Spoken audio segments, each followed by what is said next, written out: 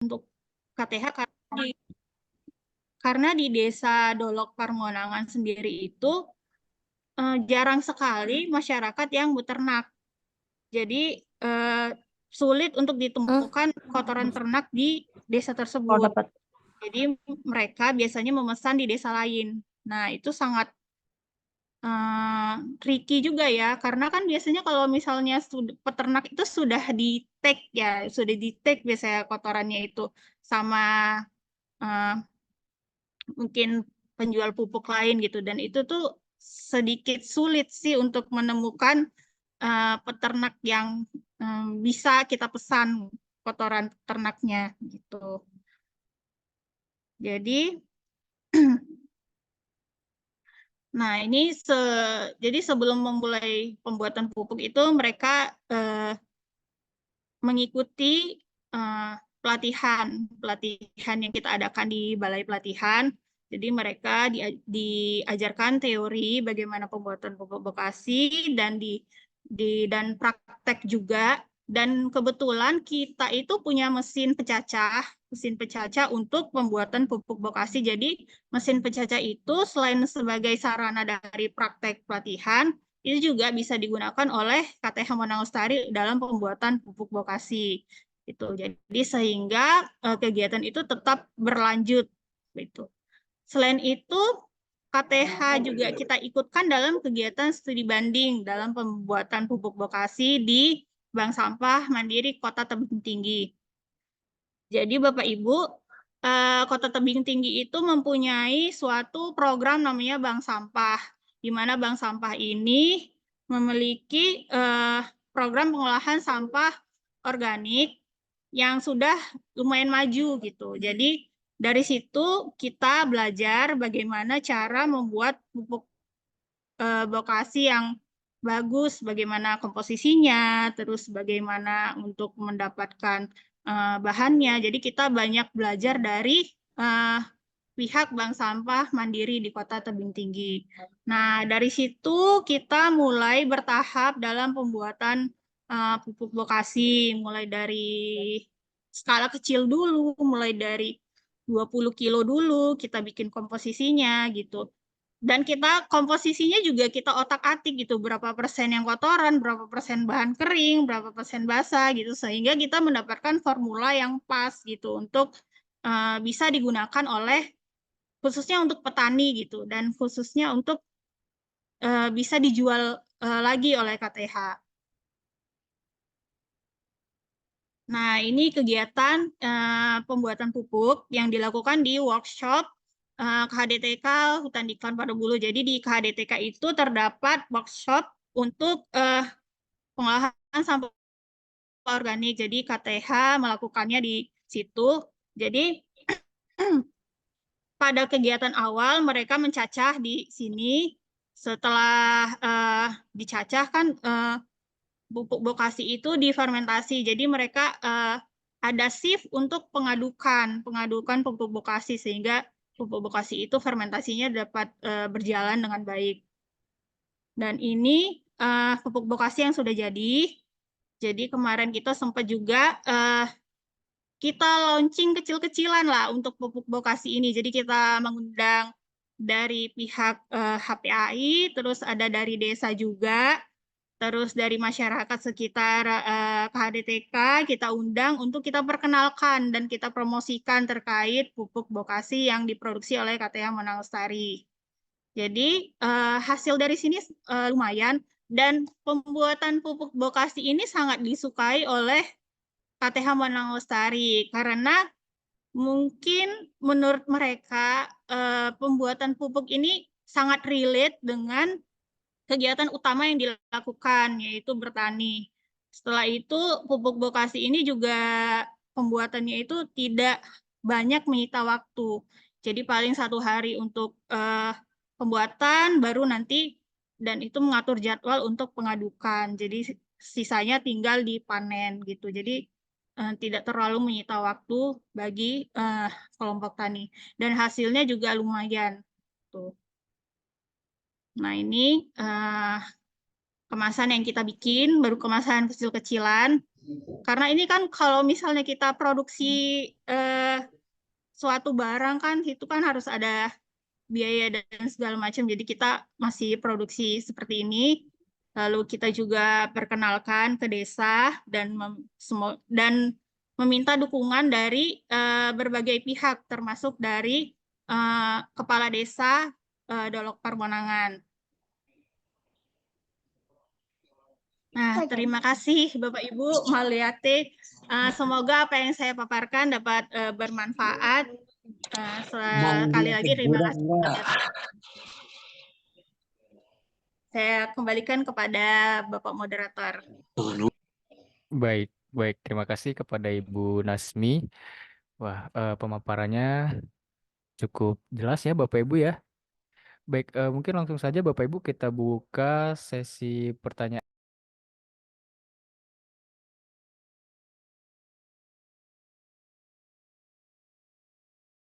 Iya baik, Bapak Ibu kita mungkin langsung saja untuk sesi tanya jawab. Untuk sesi pertama kita kasih kesempatan untuk 3 orang. Bapak Ibu dipersilakan.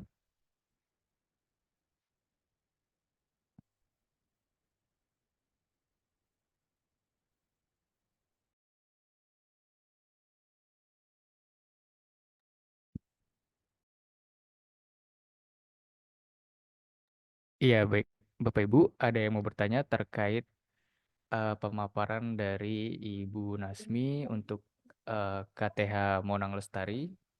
Dipersilahkan, mic-nya boleh dinyalakan. Iya, ini ada yang raise hand, ada Pak Iwan, Pak Junaidin ya, dan Pak Hendri Manik. Wah, langsung fast respon nih, Pak Hendri Manik ya. Mungkin ke Pak Iwan dulu ya, Pak Iwan dulu. Oh iya Pak Silakan, Iwan. silakan Pak Iwan, silakan Pak. Terima kasih. Assalamualaikum warahmatullahi wabarakatuh. Selamat berpuasa. Karena tadi tidak ada yang raisen ya, saya terpaksa sedikit raisen gitu. Nah ini memang ini pertama kali saya senang ini ada penyuluh yang mengisi Jumatan ini. Ini penyuluh dari BPLHK Pematang Siantar ya? Iya Pak. Oke, ya ini juga kita juga saya lihat di ABK BPLHK Makassar, ABK penyuluh itu sampai 2027 itu 17 di Makassar. Luar biasa, kalau tidak salah KTH-nya 2, kalau tidak salah ya, ini yang sudah ada sekarang, kalau tidak salah juga 6. Nah, itu memang ini Pematang Siantar sudah bersentuhan dengan langsung dengan sasarannya ya, dengan petaninya KTH. Ya cuma tadi hanya saya pertanyakan sedikit tadi sebelum ini kan kalau namanya penyuluh itu dimulai dengan menyusun program penyuluhan tingkat desa dan seterusnya lah ya sampai ke tingkat nasional. Nah ini dengan itu saya ingin ini apa mungkin saya kebingungan juga melihat Makassar ya ABK-nya sampai 17 penyuluh. Saya juga tidak tahu apakah nanti akan berganti nama BPLHK itu jadi BPLHK Balai Penyuluhan dan Pelatihan Kehutanan lingkungan hidup dan kehutanan, karena di Makassar tuh akan lebih banyak penyuluhnya ya dibanding dengan Widya Suaranya. Nah ini yang pertama, ini kan ini yang berapa orang mungkin penyuluhnya di Pematang Siantar, bagaimana membuat program penyuluhan ya kan seperti tadi saya mendengar hanya langsung apa sih maunya KTH, kan itu biasanya diawali kan kalau dulu kita untuk programa menyusun RDK, RDKK dan seterusnya katanya. Nah ini saya nggak paham sekarang karena dengan banyaknya penyuluh misalnya di BPHK ini, jadi jangan sampai KTH itu jadi sasaran, bukan jadi pelaku tapi jadi objek penyuluh bagaimana mencairkan BOP. Itu yang saya khawatirkan ya, bahwa biaya operasional penyuluh itu yang saya khawatirkan, karena di situ ada kan yang harus dicairkan mungkin setiap berapa bulan, apakah sebulan sekali. Nah ini jangan sampai banyak penyuluh itu kegiatannya yang saya khawatirkan. Jangan sampai lagi menyalahartikan sekarang dengan SKP, biarpun penyuluh nanti pimpinan bisa menempatkan di mana saja. Yang penting sudah jadi ASN. Nah ini sudah luar biasa, sudah bersentuhan Pematang Siantar ini dengan penyuluhnya. Itu yang pertama ya. Jadi bagaimana merencanakan tadi saya ingin tahu bagaimana membagi-bagi tugas penyuluh yang banyak mungkin di Pematang Siantar bagaimana menyusun programnya. Jangan sampai sakapeng-kapeng lah kalau mungkin bahasa kadipatennya, ada pikiran ini, apa maunya KTH, oke kita lakukan, bukannya KTH yang bagaimana kita memfasilitasi atau KTH-nya, bagaimana menyusun rencana, bagaimana melakukan suatu kegiatan, dan kita melakukan penyuluhannya, kan penyuluhnya. Ini yang pertama, bagaimana mekanisme penyuluhan di BPLHK Makassar ini dengan tadi ya yang mungkin hampir semua BPLHK itu bajak penyuluhannya, ini ABK-nya bajak penyuluhnya gitu. Itu dulu. Jadi, dan yang kedua, masyarakat ini kan bukan di bawah BPLHK.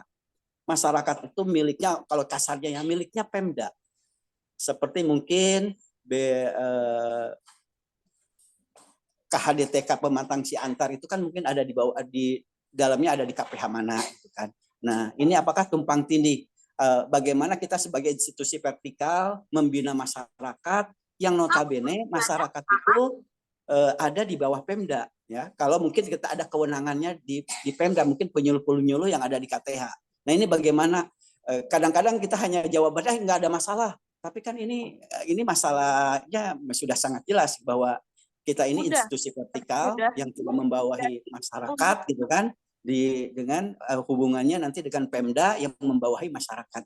Nah, ini bagaimana mekanisme tata hubungan kerja antara penyuluh yang ada di kita ini dengan ya KPH gitu kan, yang notabene misal KPH itu mungkin dibina oleh penyuluh-penyuluhnya ya KPH. Ya mungkin jangan menjawabnya tidak ada masalah, tapi itu bagaimana legalitasnya gitu kan, bagaimana mekanisme dan lain sebagainya lah. Karena ini kita mungkin tadi saya khawatir, saya kira ini dengan banyaknya penyuluh di kami ini 17, saya kira mau menyuluh pohon, saya bilang pohon itu nggak bisa bicara ya, berarti yang disuruh itu kan manusia. Nah, ini manusia ini yang punya peranannya apa, hubungan adanya dengan kita ya, dengan BPLHK. Itu aja. Makasih moderator. Iya, baik. Terima kasih Pak Iwan. Bu Nasmi ini mau langsung dijawab apa dirangkum dulu jadi 3 orang dulu atau gimana? Langsung dijawab Oke, aja boleh. siap. Ya, mungkin Terima langsung kasih saja. pertanyaannya Pak Iwan dari BPLHK Makassar. Pak, mohon maaf, pengen tahu kalau di sana itu berapa orang ya penyuluhnya? Yang Mic-nya, ada Pak. sekarang kalau tidak salah yang sudah lulus ada 6 orang, kalau 6 atau 7 lupa. Tapi ya yang satu karena itu dengan SKP kita ada penyuluh kehutanan bidang keuangan kali ya, ada penyuluh kehutanan bidang anggaran, ya gitu. Karena saya itu yang dan seterusnya saya tidak paham lah, saya nggak paham. Terima kasih. Baik Pak. Jadi kalau di sini Pak di BPLHK Pematang Siantar itu awalnya itu ada 2 penyuluh. Ada saya 1 penyuluh pertama, terus ada Pak Rondi 1 penyuluh media. Baru tahun lalu itu ada tambahan 1 penyuluh dari P3K ya, P3K. Jadi sekarang total penyuluh kehutanan itu ada 3 orang Pak, 3 orang di BPLHK Pematang Siantar. Jadi karena kita kan tadi ada 3 desa Pak, ada 3 desa, Siatasan, Dolok Parmonangan, sama Pondok Bulu. Jadi sebenarnya secara itu bisa dibagi per satu desa. Jadi satu penyuluh memegang 1 KTH untuk dibina. Jadi kalau misalnya itu lebih intens, jadi Pak. Jadi 1 penyuluh, 1 KTH. Jadi dalam pembinaannya juga bisa lebih intens. Dan untuk kegiatan penyuluhan sendiri, kita tetap menyusun program Pak di awal tahun. Jadi itu kan suatu kewajiban ya bagi penyuluh kehutanan untuk menyusun program Jen. Dan dalam penyusunan program itu di awal juga kita mengumpulkan data potensi apa yang ada di desa yang KTH-nya kita bina, misalnya di desa Pondok Bulu atau desa Dolok Parmonangan, kita kumpulkan data-datanya itu mulai dari data potensinya seperti apa, terus data penduduknya seperti apa, baru nanti kita bikin laporannya juga, laporan potensi desa tersebut. Setelah itu nanti dari situ kita susun programnya, kira-kira kegiatan apa yang bisa kita lakukan di KTH tersebut gitu, kegiatan apa yang cocok. Kita juga tidak mau memberikan program-program yang mereka tidak mau lakukan gitu, Pak. Contohnya gini, kita punya pengalaman. Jadi mereka pernah diberikan program budidaya lebah madu Apis cerana. Mereka awalnya sangat antusias karena kan produksi madu kan lumayan ya Pak. Untuk harga madu juga lumayan gitu. Di awal sangat antusias. Kita kasih bantuan stup lebah beberapa buah gitu. Jadi untuk awal-awal mereka mau untuk merawat lebahnya, tapi udah berjalannya waktu itu tidak dirawat lagi, akhirnya lebahnya kabur semua. Begitu.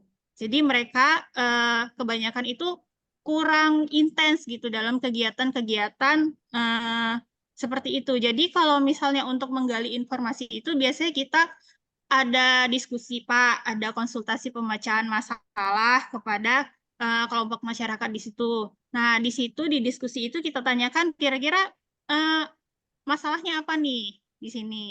Kegiatannya yang pengen dilakukan itu seperti apa gitu. Jadi kita gali informasinya dari situ.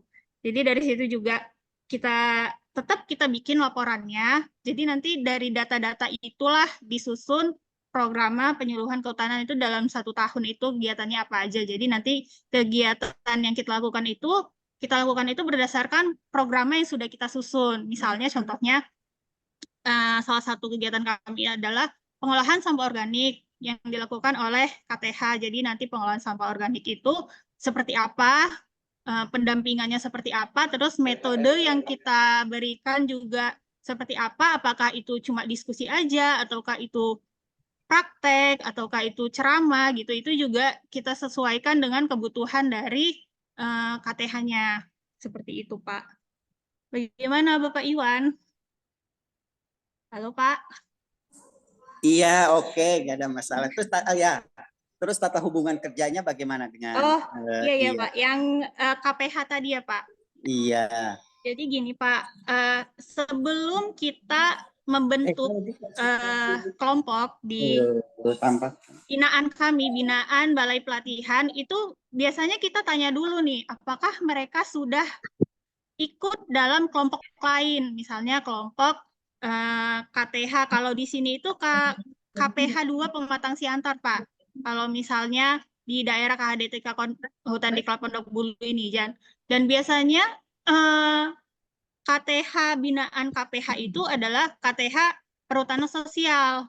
Nah, KTH Perhutanan Sosial itu pada umumnya itu banyak anggotanya, list anggotanya itu banyak. Jadi di situ kita benar-benar kita seleksi yang mana yang tidak terkait dengan anggota dari KTH binaan KPH Pematang Siantar. Jadi orangnya sudah diseleksi, dari situ bisa kita bentuk KTH binaan Balai Pelatihan. Jadi kalau misalnya untuk pembinaannya sendiri, karena itu KTH-nya sudah terbentuk emang di bawah kita, binaan kita, jadi kita sudah sangat leluasa dalam melakukan pembinaan itu. Kalaupun nanti kita bersama dengan KPH Pematang Siantar, itu jatuhnya kayak kolaborasi gitu Pak, koordinasi. Jadi kayak koordinasi dalam kegiatan untuk KTH begitu. Itu Pak. Ya, makasih Teteh. Iya, sama-sama Pak Iwan. Iya, baik. Terima kasih Pak Iwan. Selanjutnya yang bertanya tadi ada Bapak Henry Manik ya. Pak Henry Manik, dipersilakan Pak. Aduh, ada terhadirnya nih. Junedin dulu. Pak Junaidin ya? Oh, Junedin. Pak Junaidin. Oh, tadi juga raise hand ya Pak Junaidin. Siap-siap. Iya, Bapak raise hand silakan Ya tadi. Pak. aku Tapi santai karena lah Bang. kelamaan saya Iya. turunkan lagi. Capek juga tadi. Capek tangannya ya Pak. Capek juga Menghormati tadi. tamu Tadi tamu. saya Ya, ya. Oke, siap. Iya. Silakan Pak. Iya. Baik, terima kasih banyak atas kesempatan. Baik, mau lihat atas kesempatannya. Ini terima kasih artinya mau lihat kan? Siap. Benar Pak. Atau beda? Iya Pak. Mauliate. Oh, Mauliate ya, Mauliate atas kesempatannya. Mauliate ini PS KTH gitu. Baik, eh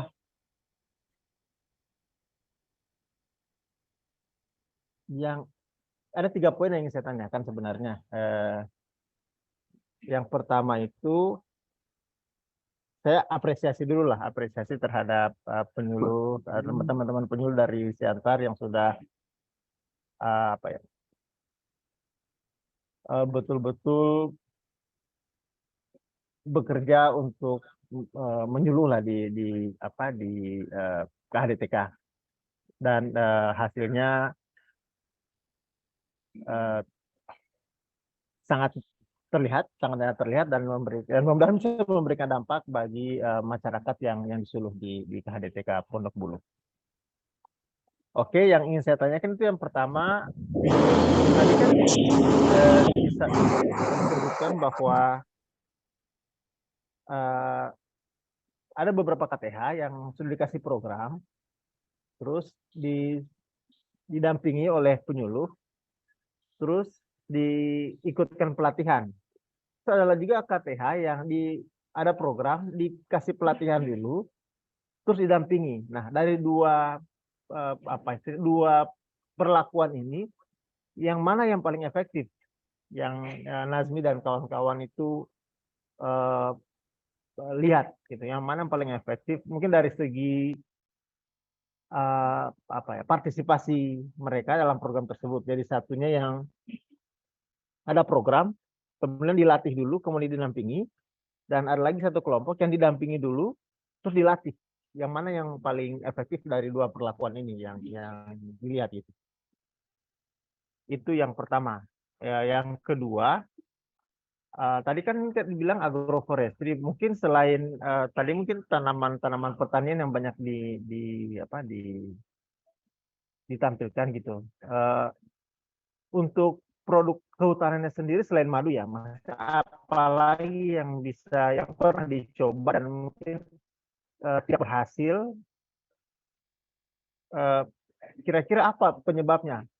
Madu juga tadi sih semua tanyakan kenapa kurang berhasil gitu, apa sebabnya, apakah dari programnya, apa dari masyarakat, atau dari apanya gitu. Itu mungkin dua, tadi kan jawab minta 3 tapi cukup 2 saja kayaknya. Terima kasih, Nazmi. Oke, terima kasih Bapak Junaidin ya. Junaidin. Jadi kalau dari kami sendiri Pak, pada awalnya itu kan kita tanyakan kebutuhan KTH-nya dulu biasanya. Jadi kebutuhannya itu terkait apa, kita gali dulu informasinya. Setelah itu, kalau begini Pak, kalau misalnya pelatihan itu kan kita kan sudah ada jadwal tuh dalam 1 tahun pelatihannya apa-apa aja gitu yang kira-kira bisa kita libatkan di KTH tersebut gitu. Contohnya begini, dalam vokasi ini contohnya. Jadi kalau misalnya vokasi ini kebetulan kemarin mereka kita ikutkan pelatihan dulu. Jadi di pelatihan itu mereka sudah dibekali, sudah diedukasi terkait pertama teorinya, kedua prakteknya gitu ya. Dan itu yang membekali itu sudah dari yang kompeten, dari Widya Iswara gitu Pak. Jadi dari situ kita kasih ilmunya dulu, setelah itu prakteknya. Dan setelah praktek, setelah habis pelatihan, baru kita dampingi untuk membuat sendiri gitu Pak, sebagai dari kasarnya tindak lanjut dari pelatihan tersebut begitu. Dan kebetulan mereka itu sangat antusias karena kegiatan vokasi itu sangat relate dengan kegiatan pertanian mereka gitu. Jadi dari situ pelatihan dulu, baru kita dampingi, dan sampai sekarang itu tetap berjalan kegiatan vokasi ini, dan sampai sekarang itu masih dibuat gitu vokasinya. Kalau misalnya untuk didampingi dulu baru pelatihan, kita belum pernah coba Pak. Kalau untuk pendampingan dulu baru kita pelatihan itu kita belum pernah coba, karena kita biasanya kalau untuk program itu menurut kita tim penyuluh itu sebaiknya kita bekali dulu ilmu dan keterampilannya dari yang berkompeten di situ. Jadi dari situ baru kita tindak lanjuti, kita dampingi tiap kegiatan dari KTH tersebut atau dari program tersebut sehingga menghasilkan bagi KTH. Jadi kalau untuk yang tadi Pak, yang untuk hasil dari produk kehutanan sendiri, itu mereka ada durian. Mereka ada durian dan pohon duriannya lumayan banyak juga. Tapi itu tadi Pak, ada kendala di hama monyet. Jadi belum sempat dipanen, sudah dipanen duluan sama monyetnya gitu. Jadi kita belum menikmati duriannya, sudah dimakan duluan gitu sama monyetnya. Dan itu agak susah juga, itu terkendala di situ Pak. Jadi hasil produksi duriannya itu tidak banyak gitu. Dan untuk di Monang Lestari sendiri itu ada beberapa anggota KTH itu yang meragat atau apa penyadap aren. Jadi di KHDTK itu atau di desa mereka itu banyak pohon aren. Dan mereka itu kebiasaan dari dulu itu untuk menyadap aren untuk dibuat ke minuman tuak atau minuman tradisional yang bisa dijual. Nah, di situ juga kita edukasi Pak untuk pembuatan gula semut. Kita kasih edukasi juga karena kan potensi nira kan lumayan di KHDTK ini. Kita beri edukasi juga pembuatan gula semut. Namun dari KTH sendiri itu cenderung lebih menyukai untuk dijual langsung gitu Pak. Jadi hari ini dipanen, hari ini dijual, hari ini dapat uangnya begitu. Jadi mereka itu masih mindsetnya itu masih seperti itu begitu. Jadi dan kebetulan juga di sana masyarakatnya itu banyak yang mengkonsumsi itu. Jadi kalau untuk penjualan itu ya lumayan gitu Pak. Lumayan untuk penjualan minuman tradisional itu. Dan untuk madu sendiri Pak, itu sebenarnya program dari balai.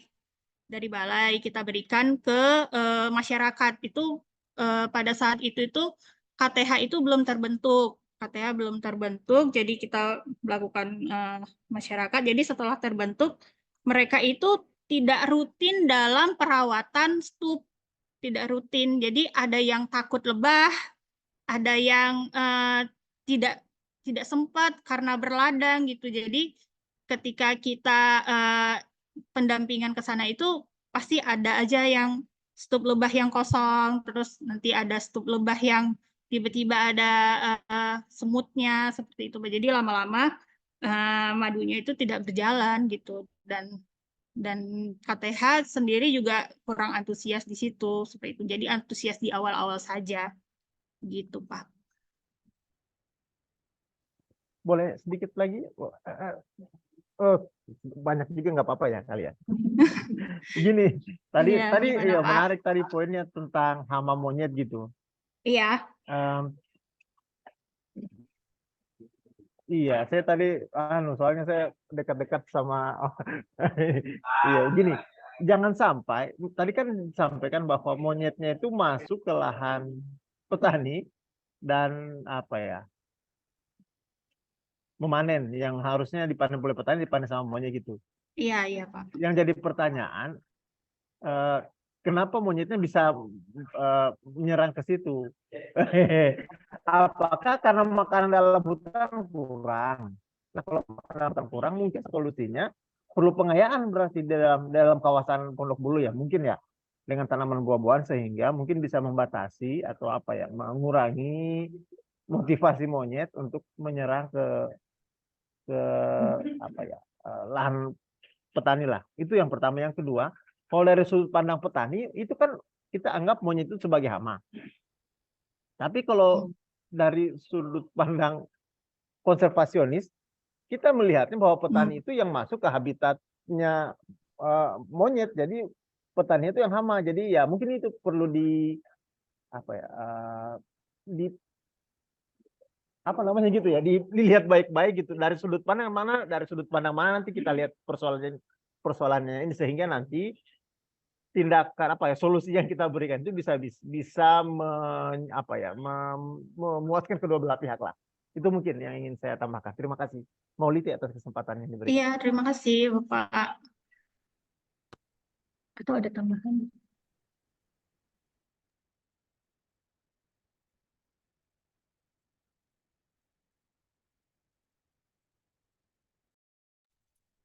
Iya baik. Mungkin sebelumnya ada yang mau menanggapi terkait pertanyaan ini dari Bapak Ibu Widya Iswara Pematang Siantar.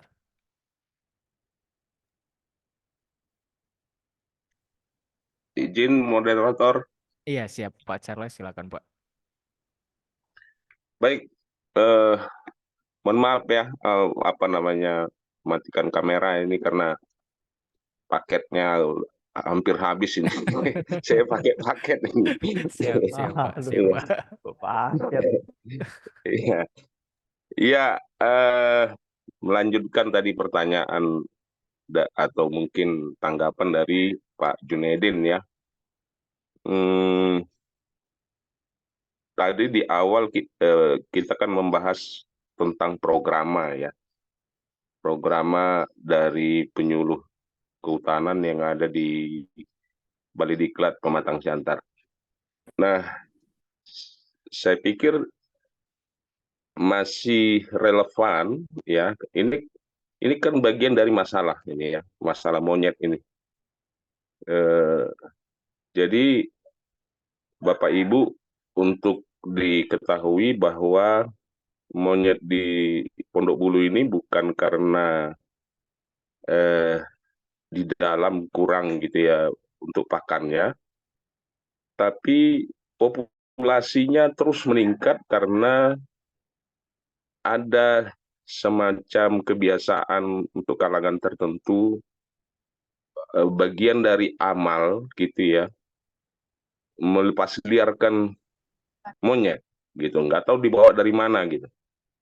Nanti kadang satu pickup gitu penuh dengan monyet dilepas di situ, dan itu berlangsung terus-menerus. Nah, sehingga populasi monyet Pondok Bulu ya mau tidak mau jadi over gitu ya. Nah, ini lama-kelamaan menjadi gangguan bagi petani. Ya, petani kita juga memang sudah sering protes ini. Nah, dan nampaknya belum ada solusi. Kalau menurut saya ini sangat bagus ya dimasukkan ke bagian dari permasalahan yang ketika menyusun program tadi itu. Nah, sehingga apa solusinya bisa untuk dipikirkan bersama dengan petani ya. Apakah nanti orang yang melepas liarkan itu nanti dihambat gitu ya, karena selama ini tidak ada yang menghalangi gitu. Nah, itu mungkin perlu ditanggapi nanti sama penyaji ya Bu Nasmi. Apa solusinya ini monyet ini? Ini bukan karena, kalau menurut saya ini bukan karena pakan yang kurang di dalam hutannya, karena hutan kita termasuk masih cukup lestari ya, banyak jenis-jenis tanaman di situ yang bisa jadi pakan dari monyet. Cuman ini jadi over dia, mau tidak mau kurang yang di dalam, sehingga menjadi merambah ke pertanian. Itu yang pertama.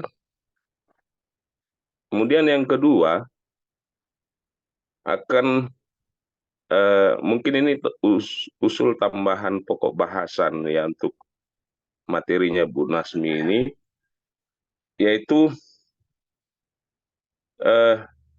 membandingkan antara praktek dari agroforestry yang dilakukan oleh KPH ya dengan pertanian konvensional gitu ya, karena ini kan kalau tadi disajikan lahannya itu 2 hektar ya. Kalau pertanian konvensional kita tahu, misalnya kalau kita ambil ada datanya transmigrasi, 1 KK itu 2 hektar ya. Sementara di sini saya lihat tadi anggota KTH-nya itu 21 kakak. Ya, kakak atau kepala saya kurang menyimak juga tadi, tapi yang saya ingat 21. Ya. Nah, sehingga artinya di sini sebenarnya kan lahannya itu minim sekali ya. Kemampuan petani untuk mengolah lahan itu kalau kita lihat dari program transmigrasi itu bisa satu kepala itu 2 hektar. Nah, artinya yang mau diperkenalkan di sini adalah intensifikasi ya. Intensifikasi, makanya ada aturan dari agroforestry itu yang terkait dengan presentasi MPTS tadi yang disampaikan Pak Junedin kah atau Pak Iwan,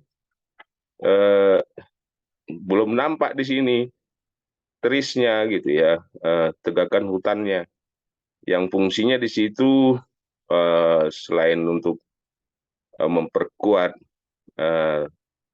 tanah, kemudian juga unsur haranya diperkaya, mana kayu-kayuannya yang mana itu gitu. Tadi yang dinampakkan baru durian gitu ya, polong-polongannya di mana dan seterusnya dan seterusnya. Artinya presentasinya belum diperlihatkan di situ presentasi MPTS-nya. Nah, itu bermanfaat untuk Bu Nasmi membandingkannya dengan pertanian konvensional, sehingga kalau mau bertani masyarakat ke depan tidak penting luas lahan gitu ya. Yang harusnya tadi dia 1 kakak 2 hektar, ini bisa ya 2 hektar untuk 21 kakak. Nah, programnya seperti apa? Ya itu tadi sudah dipaparkan oleh Bu Nasmi ya, kegiatannya bagaimana sehingga hasil dari 2 hektar ini akan bisa menghasilkan output yang sama dengan program transmigrasi yang sangat membutuhkan lahan yang luas. Itu mungkin usul tambahan pokok bahasan ya Bu Nasmi dari saya. Demikian mungkin. Terima kasih. Terima kasih Pak Charles atas usul dan sarannya. Ya, makasih.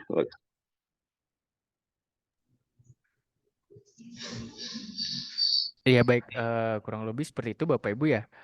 Nah, ini masih kita buka kembali untuk yang mau bertanya Bapak Ibu. Pak Hendri Manik tadi jadi bertanya Pak.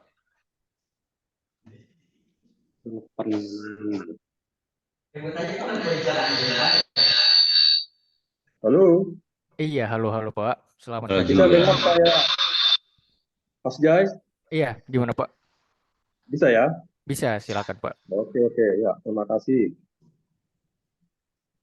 Yang saya tanyakan sudah di atas semua ya, sama sudah ditanyakan semua Pak Iwan, Pak Junedi, sama Pak Charles ya. Tapi adalah ini mengenai pemantapan kawasan hutan ya. Tapi saya pikir ini ya perlu juga kita atau saya kurang paham atau gimana ya terkait dengan bidang pemantapan kawasan KRTK Pondok Bulu ini. Mumpung masih di sini kita semua, ada Pak Gamin, ada Pak Iwan, teman-teman saya bidang PKTN yang lain ya, terkait dengan bidang pemantapan. Jadi tadi sudah diapakan Bu Nasmi ini mengenai kawasan KRTK ini dibatasi langsung oleh 3 desa ya. Halo, dengarkan dulu apa ini? 3 desa ya. Jadi memang di peta kawasan hutan, peta register Belanda dulu itu memang ini enklave statusnya ini. Enklave ya, enklave Desa Siatasan, Pondok Bulu, dan termasuk KTH yang dibahas sekarang ini Teluk Parmonangan. Jadi selama ini enklave ini tidak pernah dipantau ini. Nanti Bu Nasmi bisa juga menanggapi ya. Tapi kalau tidak paham tidak usah ditanggapi.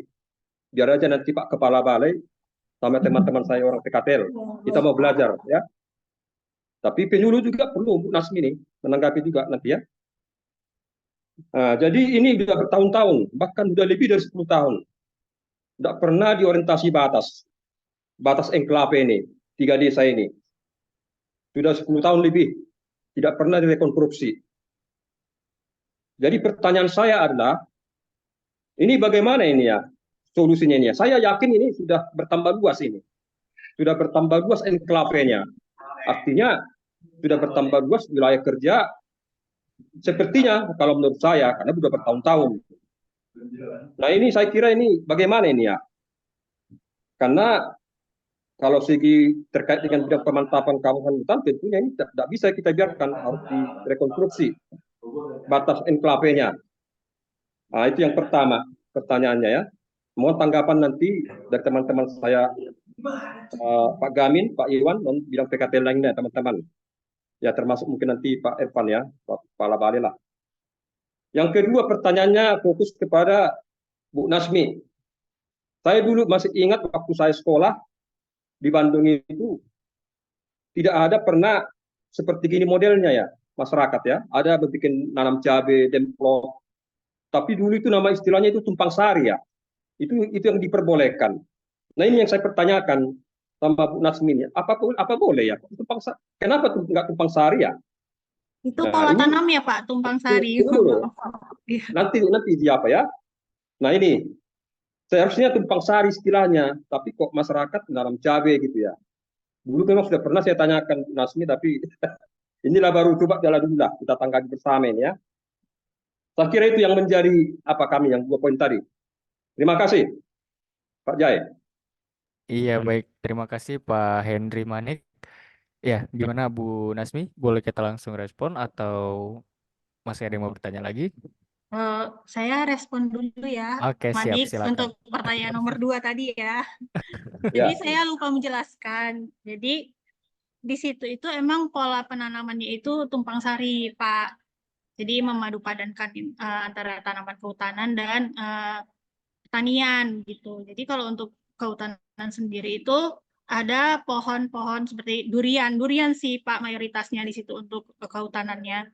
Baru nanti kalau untuk pertaniannya itulah mereka menanam cabai, di bawah itu ada juga menanam empon-empon gitu. Jadi pola tanamnya itu tumpang sari. Dan untuk kawasan sendiri Pak, tadi kan KTH terbentuk di 3 desa kan Pak, Desa Ciatasan, Desa Dolok Parmonangan, dan Desa Pondok Bulu.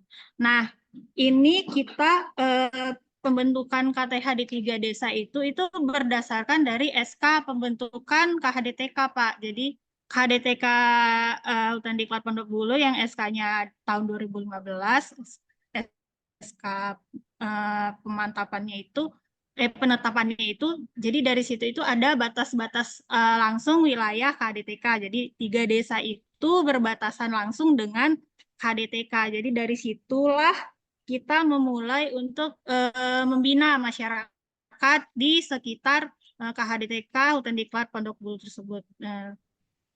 Caranya itu dengan membentuk kelompok tani hutan, begitu Bapak Mandi. Mungkin dari Widya Iswara Perencanaan.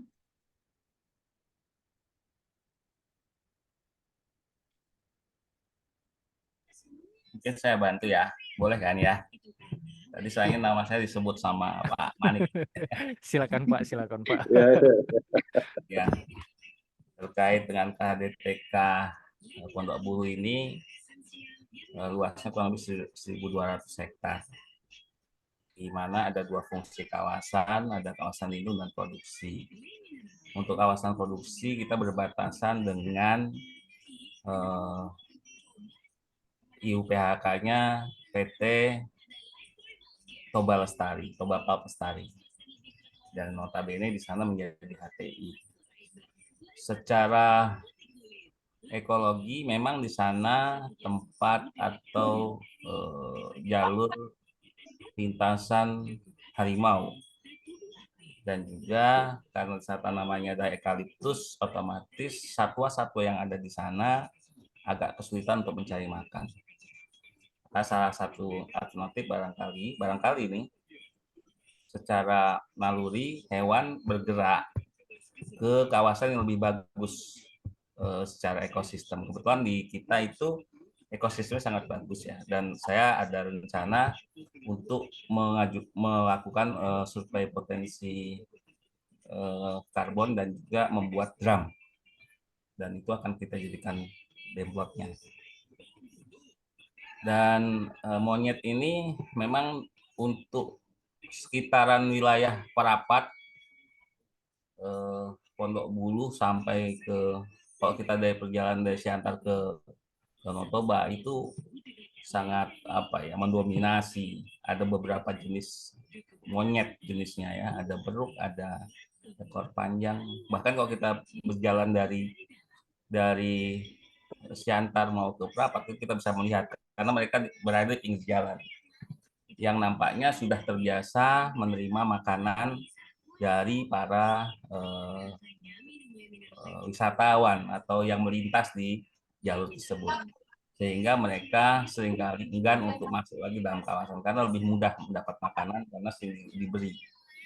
Samping itu juga desa Leukan ini posisinya persis di sekitar kawasan kita yang notabene memang kalau musim-musim tertentu mungkin pakan di dalam juga sudah bukan berarti tidak ada mungkin juga terbatas, mereka akan masuk ke dalam kawasan masyarakat. Bukan hanya cabai ya, bukan hanya durian, tapi juga termasuk aren itu. Ada istilah kemarin saya dengan Pak Manik, istilah tuak dikencingi monyet. Jadi kalau kita beli tuak di Pondok Bu itu lebih mujarab katanya, karena tuaknya dikencingi oleh monyet, jadi mabuknya cepat. Jadi memang ada beberapa predator yang dianalisa yang baru. Kami sudah beli kamera trap untuk dipasang ya. Itu ada harimau, ada macan tutul, dan ada beruang dan beberapa jenis lainnya gitu ya. Namun jumlah populasinya terbatas. Kalau harimau sendiri kemarin kita ada sempat dapat satu tertangkap dan direhabilitasi oleh KSDAE. Yang rencananya akan kita lepas di kawasan kita, namun mati ya karena memang infeksinya terlalu dalam. Dan juga ada hal lain sebenarnya di KDTK tentang pengukuhan tadi. Secara yuridiksi kami BPLHK itu masih dipertanyakan pengelolaan KDTK itu. Kenapa? Karena di SK Menterinya itu tidak ada statement apapun yang menyatakan bahwasanya BPLHK Makassar Siantar mengelola KDTK itu. Nah, ini lagi kita proses ke PKTL. Nah, mudah-mudahan ada revisi atau adendum SK sehingga BPLHK memiliki wewenang dalam pengelolaan KDTK tersebut. Walaupun sebenarnya di kami juga punya pinus banyak, Pak. Pinus banyak sekali, bahkan bisa disadap.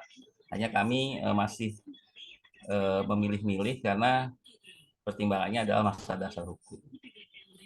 Walaupun sudah sebagian ada gangguan dari masyarakat adat yang menyatakan dia masyarakat adat, walaupun itu juga masyarakat adatnya SK-nya bukan dari menteri, tapi dari BRWA, Badan Registrasi Wilayah Adat, yang notabene keabsahannya tidak sah menurut negara karena bukan dari negara keluar pernyataan itu. Dan kami masih belum bisa melakukan pencegahan apapun, tetapi kami telah melakukan monitor karena memang sampai ke sana kami harus berhati-hati karena terkait dengan prediksi. Nah, masalah monyet ini Pak, kami mungkin ini akan jadi semacam riset. Kami kebetulan kerjasama dengan beberapa universitas di sekitar Sumatera Utara. Mungkin nanti bisa kami jadikan satu komoditas untuk kita jual ke para mitra atau para rekanan kita, siapa tahu mereka mau meriset atau meneliti atau mungkin mau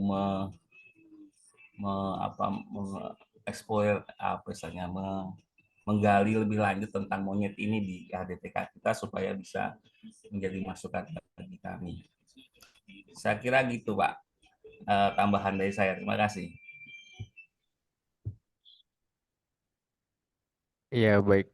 Baik, terima kasih untuk penjelasannya, Pak Ervan. Iya, gimana Bapak Ibu sudah cukup jelas ya untuk pertanyaan tadi, Pak Hendri sudah gimana? Sudah cukup ya, Pak ya? Ya, saya kira cukup ya. Iya, baik-baik. Terima kasih. Baik, Bapak Ibu, ini untuk sesi pertama tadi kita sudah tutup ya. Untuk ini sesi kedua ya. Wah, ini masih ada yang bertanya juga nih, masih antusias. Ya, mungkin langsung saja Ibu ya, Bapak Ibu. Ini ada Pak Andi dari BPLHK Makassar. Iya, Pak. Silakan, Pak. Iya, terima kasih. Assalamualaikum warahmatullahi wabarakatuh. Waalaikumsalam. Baik, langsung saja. Sebetulnya pertanyaan mirip-mirip dengan Pak Manik tadi. Ya, apakah kegiatannya Ibu KTH ini di dalam kawasan Bu ya? Ya, dalam kawasan KHDTK maksud saya. Nah, ini tadi saya mau tanyakan, ini di dalam KHDTK ini apakah dia resmi, ilegal atau legal atau ilegal, Bu ya, di dalam KHDTK? Apakah ada izin? Nah, kalau ada izinnya, bagaimana prosesnya? Kebetulan di kami juga ada begitu, ada 2 KTH, satu full di dalam KTH, satunya sebagian masuk KHDTK, sebagian di luar. Nah, jadi saya mempertanyakan ini apakah izinnya di dalam KHDTK ini legal, ada izin untuk kegiatan di dalam situ atau tidak ada. Kalau tadi Pak Manik masih ragu-ragu juga apakah enklave.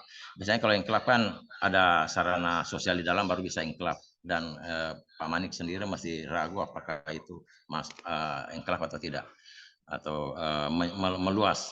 Nah, jadi yang kami tanyakan apakah ini kegiatan di dalam KHDTK kita itu ada izin atau tidak ada, karena kan yang membina kita sama dengan di Tabo-Tabo KHDTK BPLHK Makassar juga ada begitu ya. Siapa tahu kami bisa contoh bagaimana caranya supaya kegiatan mereka di dalam KHDTK itu legal gitu ya. Makasih banyak Ibu.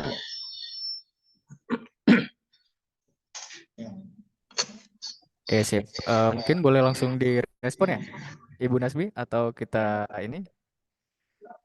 Langsung atau Bu Maisa dulu. Satu lagi ya, nanggung ya sekalian ya.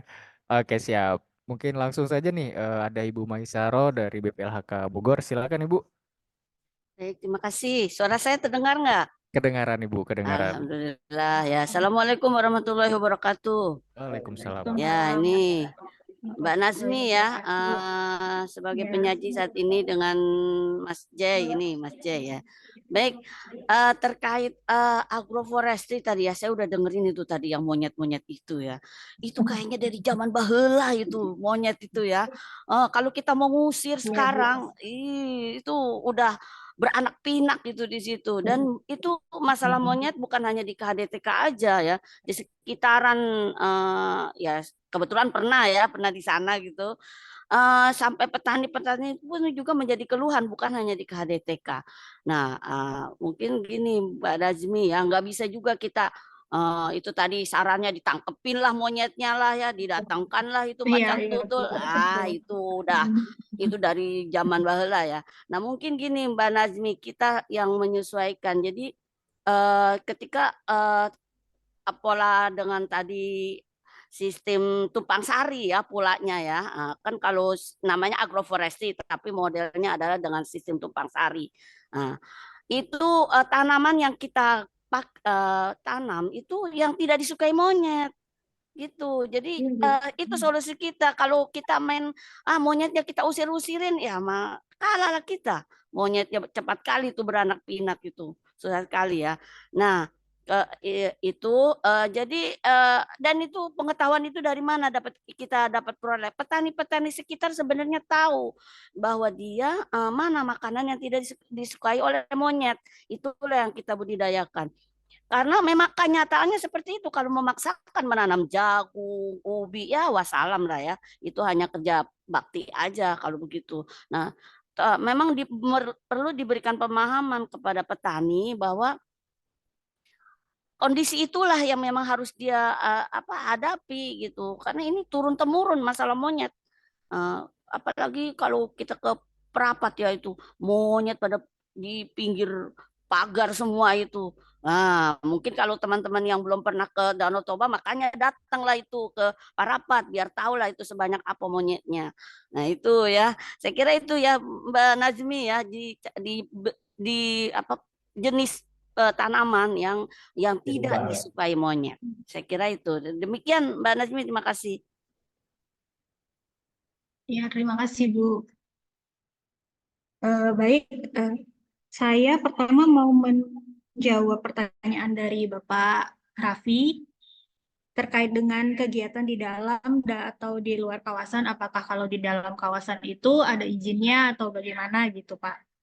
Jadi kalau untuk awal, kalau KHDTK Monang Lestari ini ada kegiatan yang di dalam kawasan, yaitu di Demplot MPTS. Nama kegiatannya itu Padat Karya. Nah, kebetulan kegiatan Padat Karya itu emang kegiatan dari Balai Diklat, Pak, Balai Pelatihan untuk menanam tanaman yang dapat meningkatkan imunitas tubuh karena pada saat itu kita lagi masa pandemi gitu.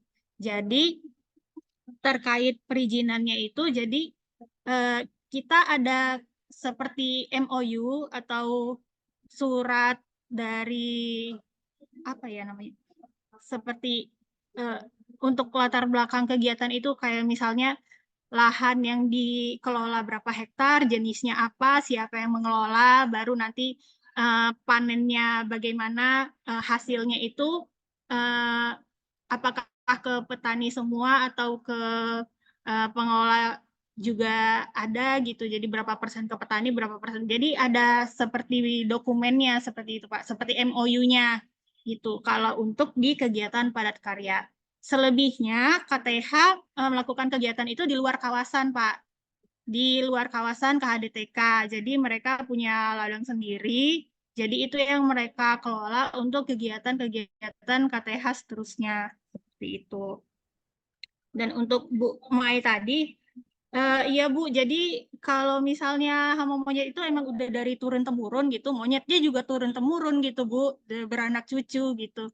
Jadi di situ kita juga memilih tanaman yang kemungkinan tidak disukai gitu, seperti sereh dan cabai. Cabai itu sebenarnya monyet tidak suka, tapi monyet datang itu hanya untuk merusak gitu Bu. Jadi tanaman itu emang dirusak bukan untuk dimakan gitu, dicabut aja gitu Bu.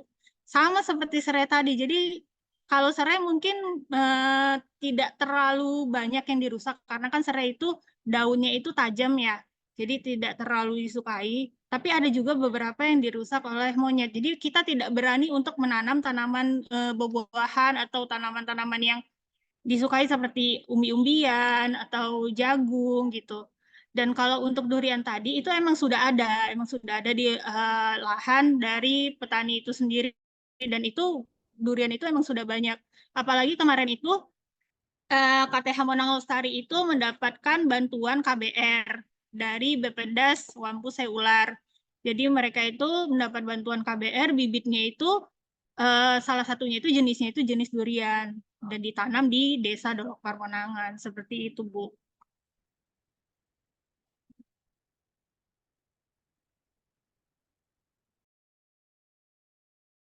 Iya, baik. Baik, terima kasih.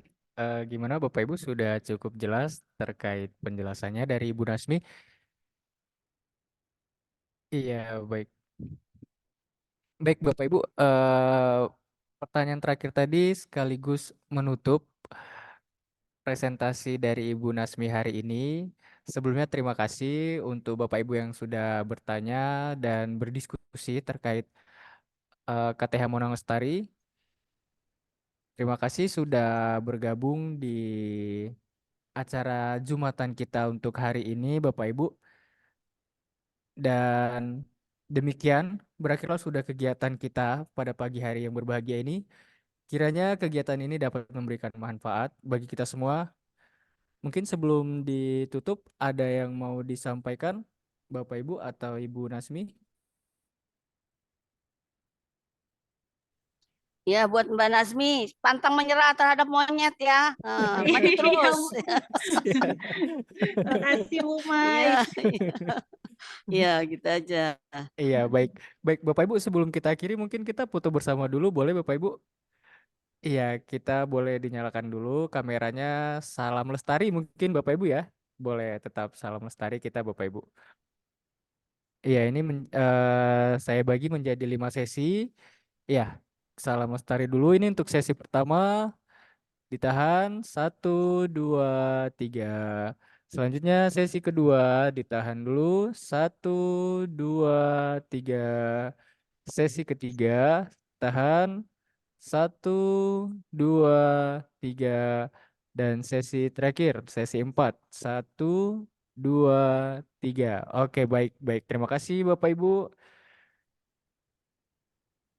Ya baik, Bapak Ibu, akhir kata saya mengucapkan mohon maaf apabila dalam penyampaian ada kata yang salah dan kurang berkenan bagi Bapak Ibu sekalian. Kami ucapkan terima kasih banyak yang sudah bergabung Bapak Ibu. Terima kasih. Selamat pagi. Wassalamualaikum warahmatullahi wabarakatuh. Horas buat kita semua. Waalaikumsalam warahmatullahi Horas. wabarakatuh. Waalaikumsalam warahmatullahi Selamat. wabarakatuh. Terima kasih Bapak Waalaikumsalam Ibu. warahmatullahi wabarakatuh. Selamat beraktivitas. Maulid Terima kasih Bu Pamit Elsa. ya. Iya baik. Terima kasih Bapak Ibu.